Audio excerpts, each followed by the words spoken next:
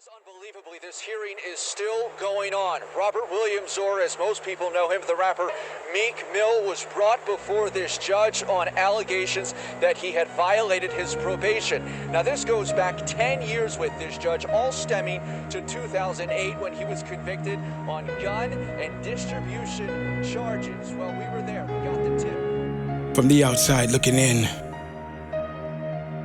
and I can only assume and give my opinion from my outside observation. My assumption leads me to believe his life, a depiction painted by the duality of bars, marked by the duality of steel, revealed his first taste of love and hate. A taste sweet and bitter, a dichotomy of freedom and cage, that led him to love his new life afforded to him because of his narratives on page, depicting nightmares that became so lucrative. He was able to snatch from the grips of poverty his childhood dream, a life where nights hold a common theme of being unspeakable. So you speak nothing to those who want nothing less than hell for those with nothing left but to choose. Sports or the use of rhythmic lines placed over beats as a release of financial grief and the stress from post-traumatic pain. A release used by the masters of ceremony like Meek as an outlet to explain what we endure on our streets where the rain isn't breathed, it's always. Stories written for us in vivid details, projecting the image of piss-filled hallways, the agony felt with every visitation of a fresh grave, dirt still soft, not yet invaded by worms. See, I've learned by listening to Meek's pain and gain insight to the reason every man writes particular horrors we see as mere murder on wax, leading us to assume and react in a manner without facts. We judge, throw stones and present the lash, filling the ass what drove his pen to carelessly speak about men like life don't matter. Riddle me this: has life ever treated you like you don't matter? Gave you nothing as a matter of fact? Allow me to further ask you to research and analyze all of the factors of his life with no representation, a history of life and poverty left unsaid. If you, in pursuit of what our youth call bread, even if it's only the size of a dinner roll, wouldn't you stop at nothing to snatch from the hands of life everything? See, I understand this notion, I've been there. Yes, me, in the midst of life when it doesn't care. A small little boy stuck in poverty, peach for his hair across my lip, ready to man up early.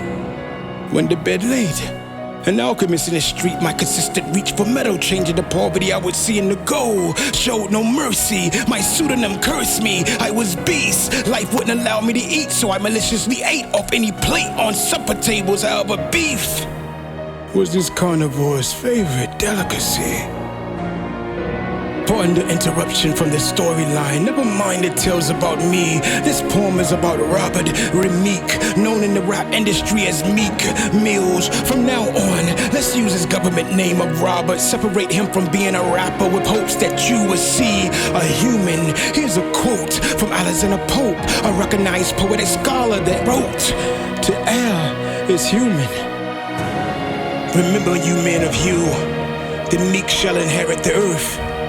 When those that walk this earth to inflict upon you hurt, the meek shall be you.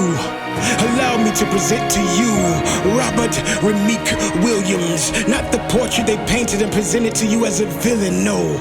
I present to you a black boy dream-driven to chase his dreams by using every bit of steam placed in his little engine that was proven it could define the laws of every hood, refusing death to abuse the laws of gravity that make black boys wait less time to die than trucks holding a different hue of man on the other side. This is for every robber forced inside a cage, for every robber robbed of his art robbing his own life, guns pointed at his own flesh, because inside's a vessel of light he needs to see on a dark street where brothers don't get the love this city proclaim.